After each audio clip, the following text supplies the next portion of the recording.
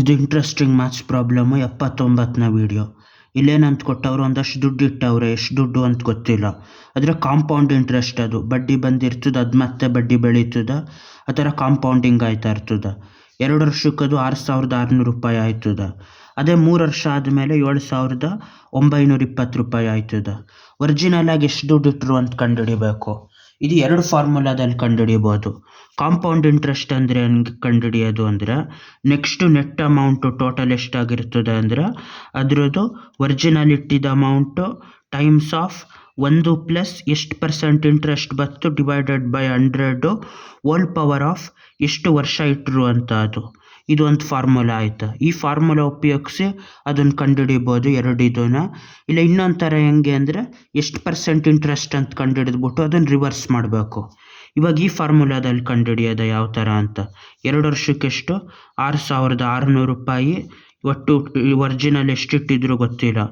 1 plus total interest by 100 hole power of ಎಷ್ಟು, ಅದು 2 ವರ್ಷಕ್ಕೆ ಇಟ್ಟಿದ್ದು ಹೋಲ್ ಪವರ್ ಆಫ್ ಸ್ಕ್ವೇರ್ ಅಂತ ಮಾಡಬೇಕು. ಅದೇ ಥರ 3 ವರ್ಷಕ್ಕೆ ಎಷ್ಟು ಆಯ್ತದೆ, 3 ವರ್ಷಕ್ಕೂ ಅದೇ ಥರ ಆಯ್ತದೇನೋ.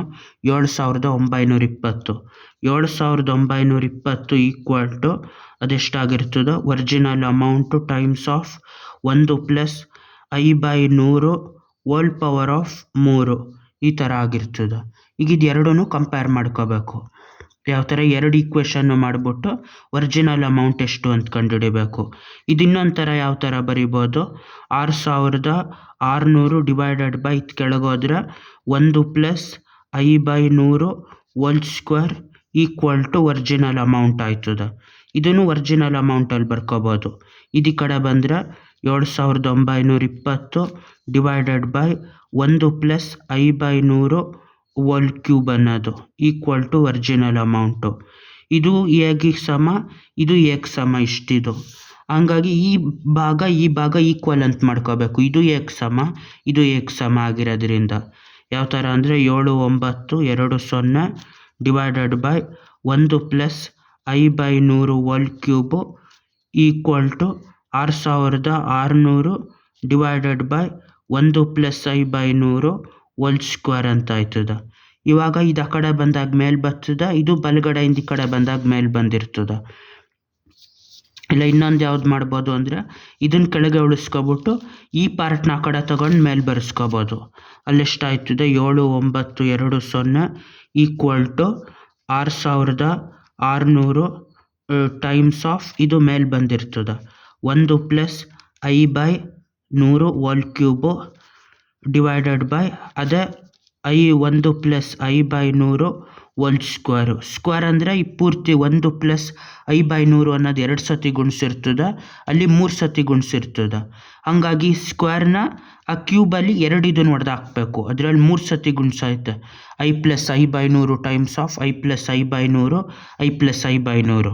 ಇಲ್ಲಿ 2 ಸತಿ ಗುಣಿಸಿರೋದನ್ನ ಮೇಲ್ಗಡೆ 2 ಸತಿ ದೊಡ್ಡದಾಕಿ 1 ಸತಿ ದುಳಿದಿರ್ತದೆ ಅದು. ಈಗೇನಲ್ಲಿ i ಅನ್ನೋದೆಷ್ಟು ಅಂತ ಗೊತ್ತಾಯ್ತದೆ. ಇವಾಗ ಈ 6,600 ಈ ಕಡೆ ಬಂದಾಗ ಏನಾಯ್ತದೆ, 7,920 6,600 equal to i plus i/100. ಇವಾಗ ಈ 1 ಆ ಕಡೆ ಬಂದಾಗ -1 ಅಂತ ಆಯ್ತದೆ. ಈ -1 ಆದಾಗ ಏನಾಯ್ತದೆ, ಇಲ್ಲಿ 6,600 ಕೆಳಗುಳಿದಿರ್ತದೆ, ಇಲ್ಲಿ 7,920 ಮೈನಸ್ ಇದು 6,600 ಮೇಲೆ ಬಂದಾಗ 6,600 ಈಕ್ವಲ್ ಟು i/100 ಅಂತ ಆಯ್ತದೆ. ಇದೆಷ್ಟು ಉಳಿತು ಕೊನೆಗೆ, ಇಲ್ಲಿ ಲೆಕ್ಕ ಮಾಡಬೇಕದು. 7,920ರಲ್ಲಿ 6,600 ತೆಗೆದ್ರೆ 1,320 ಉಳಿತು. ಅಲ್ಲಿ 1,320 ಡಿವೈಡೆಡ್ ಬೈ 6,600 ಉಳಿತು. ಈ ಐಯಲ್ಲಿ ಕೆಳಗಡೆ 100 ಇರೋದು ಮೇಲೆ ಬಂದರೆ ಇಲ್ಲಿ ಬಂದಿರ್ತದೆ 100 ಈಕ್ವಲ್ ಟು i ಅಂತ ಆಯ್ತದೆ. ಈ 2 0ಗೆ ಆ 2 0 ಹೊಡೆದಾಕಬೇಕು. 6ರಿಂದ ಭಾಗ ಮಾಡಬೇಕು ಇವಾಗ ಫಸ್ಟು. 6 11 6 2 12 6 2 12 0 11 1 11 2 22 0. ಇಂಟ್ರೆಸ್ಟ್ ಎಷ್ಟು ಅಂದರೆ 20%. 20% ಕಾಂಪೌಂಡ್ ಇಂಟ್ರೆಸ್ಟ್ ಆಯ್ತದು. 20% ಕಾಂಪೌಂಡ್ ಇಂಟ್ರೆಸ್ಟ್ ಆದರೆ ಈ ಫಾರ್ಮುಲಾಗೆ ಹಾಕಿ ಕಂಡುಹಿಡಿಬೇಕು ಎ ಅಂದರೆ ಎಷ್ಟು ಅಂತ.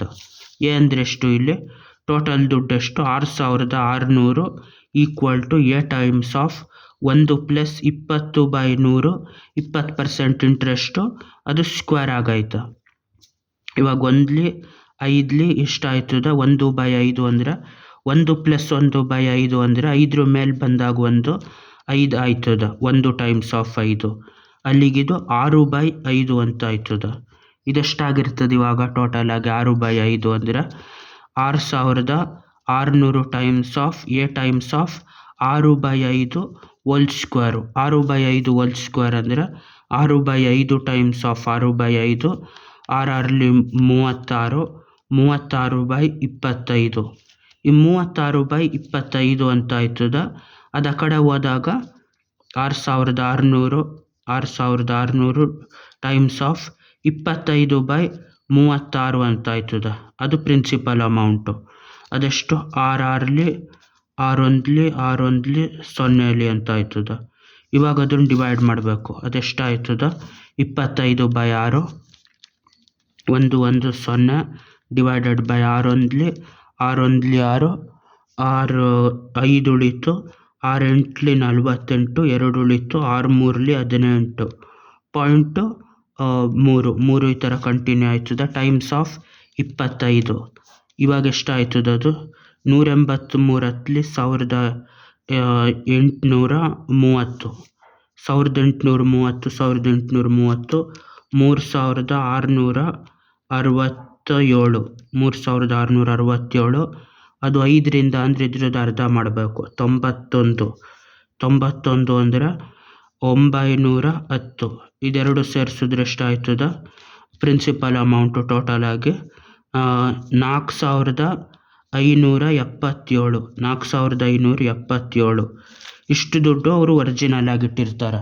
ಅದು 2 ವರ್ಷಕ್ಕೆ ಕಾಂಪೌಂಡಾಗಿ 6600 ಆಯ್ತದ. 3 ವರ್ಷಕ್ಕೆ 7920 ಆಯ್ತದ. ಬಾಯ್.